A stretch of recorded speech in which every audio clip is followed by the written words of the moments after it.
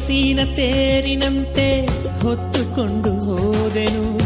ಮುರಿದ ತೇರಿನಂತೆ ಈಗ ಬಯಲಿನಲ್ಲಿ ನಿಂತೆನು.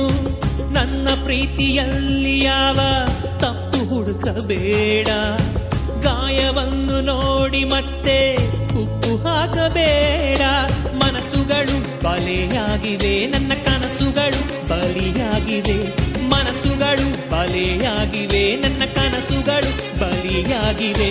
ಹೀಗೆ ತಕ ಹೃದಯ ಭಾರವು, ಹಿಂದೆ ತಕ ನೆರಳು ದೂರವು, ಮಾತೆಲ್ಲ ಮೂಕಾದವು.